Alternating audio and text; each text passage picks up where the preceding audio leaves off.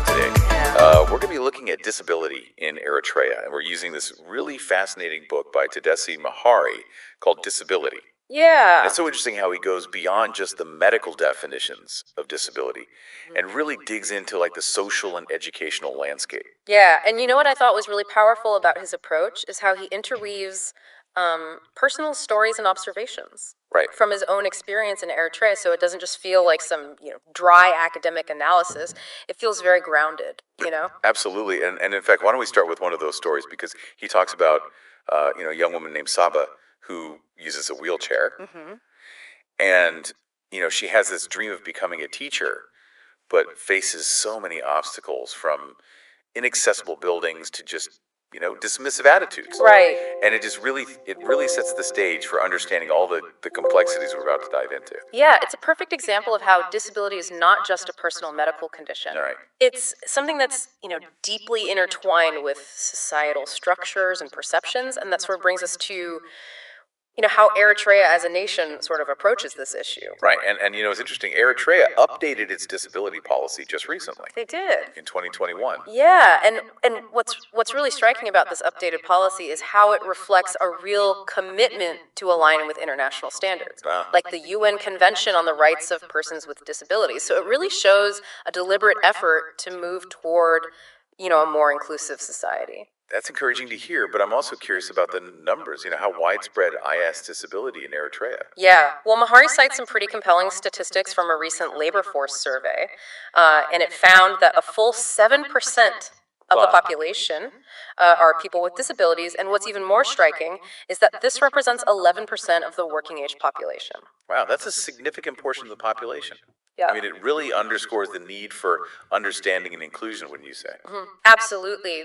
These numbers make it clear that, disability is not a niche issue. It's something that touches a large segment of Eritrean society. And, that's why I think Mahari's book is so important. Right. It helps to paint a fuller picture of what disability looks like in Eritrea beyond just the common stereotypes. And speaking of stereotypes, I was struck by how Mahari goes beyond that image of, someone in a wheelchair. Yeah.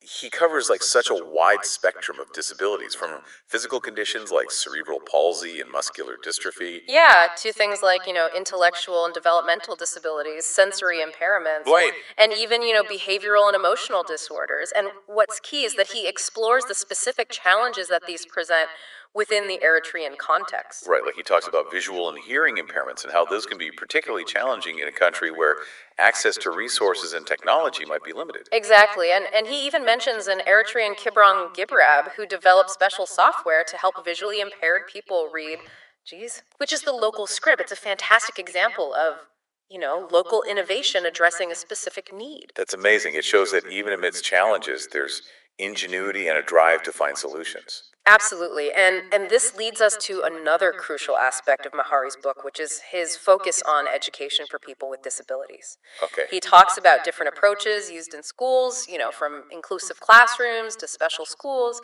but he really emphasizes Eritrea's commitment to inclusive education, a core principle. He even highlights policies like the Dakar Framework for Action that Eritrea has adopted, which really shows their dedication to this ideal.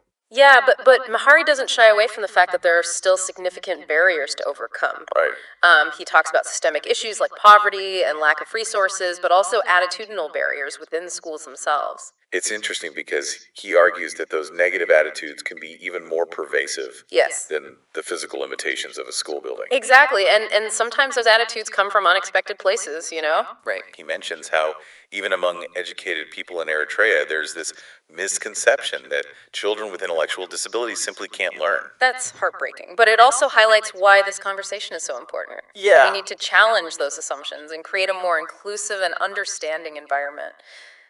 And on that note, I think it's a good place to pause for now. Indeed, when we come back, we'll delve deeper into those specific types of disabilities that Mahari discusses. Okay. And into disability in Eritrea. Before the break, we were talking about the challenges and misconceptions surrounding education for people with disabilities. Yeah, and now I think we're going to shift gears a bit and look more closely at the range of disabilities that Mahari covers in his book. He doesn't just give us a general overview. He really digs into the specifics of each type and how they manifest, in the Eritrean context. Right. It is interesting because he starts with physical disabilities, but he goes way beyond like what we typically imagine. Exactly. He talks about conditions like cerebral palsy, which affects muscle movement and coordination, muscular dystrophy, which causes progressive muscle weakness. But then he also brings up conditions that might not, immediately come to mind, like cystic fibrosis, which impacts the lungs and digestive system. Reading that section, I was struck by the fact that even accessing health care for these conditions can be a huge challenge in Eritrea. Mahari talks about the limited availability of specialized treatment and the financial burdens it places on families. Yeah, it really highlights how socioeconomic factors play, a huge role in how disability is experienced. And that same intersection of personal and societal factors is really apparent when Mahari talks about intellectual and developmental disabilities. Yes, and this is where some of those deep seated misconceptions that we talked about earlier really come into play. He talks about how some people in Eritrea, even educated people, believe that children with intellectual disabilities are incapable of learning. It's really disheartening, but Mahari does a fantastic job of debunking those myths. He carefully explains the complexities of intellectual functioning and adaptive behavior, emphasizing that every individual has their own unique strengths and potential.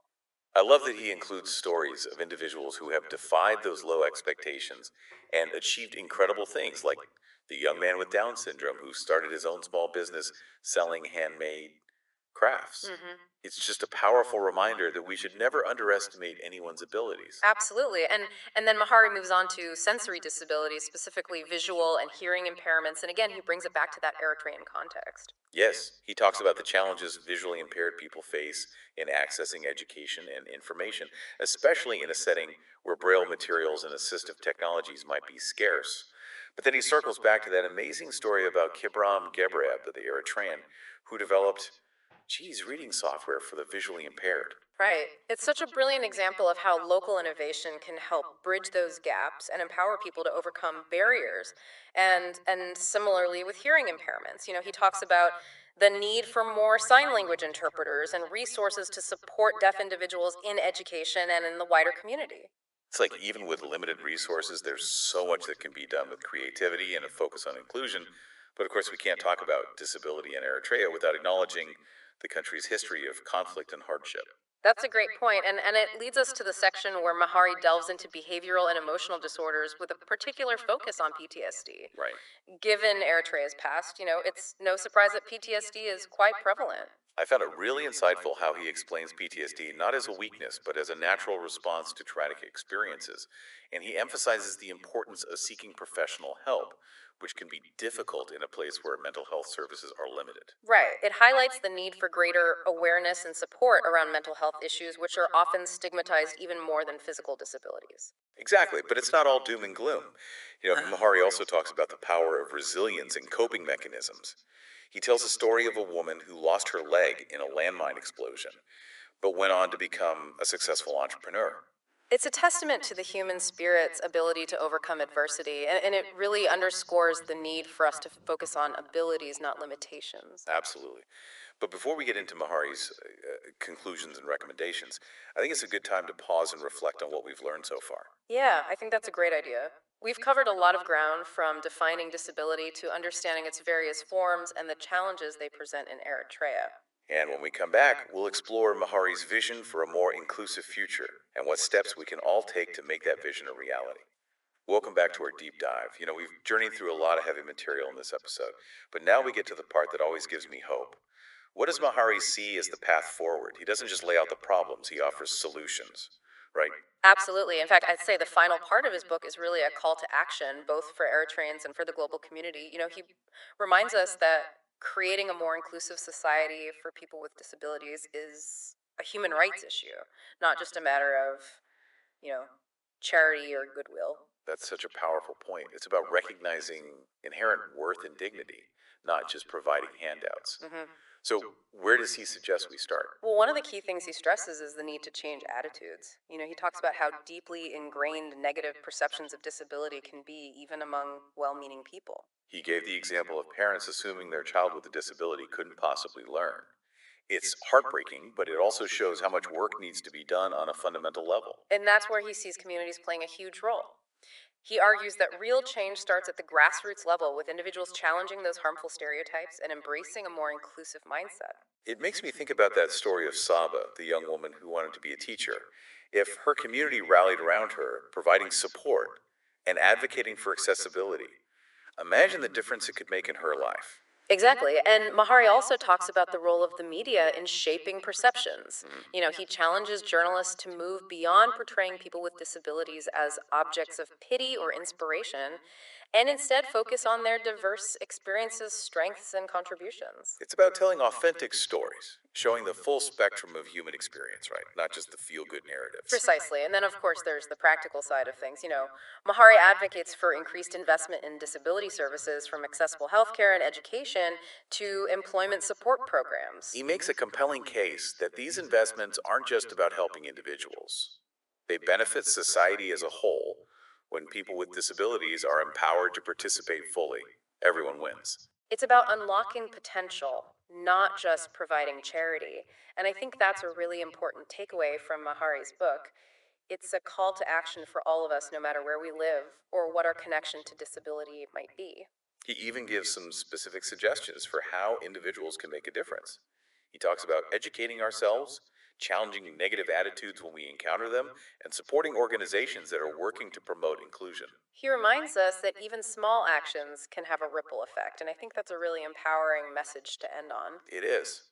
Mahari's book has given us a lot to think about, but it's also left me feeling hopeful. It's clear that there are challenges ahead, but there's also a growing movement towards greater understanding and inclusion for people with disabilities in Eritrea and around the world. And who knows, maybe some of our listeners will be inspired to take action and be a part of that positive change. I hope so, and if you're interested in learning more, I highly recommend checking out Tadessa Mahari's book, Disability. It's a truly insightful and inspiring read.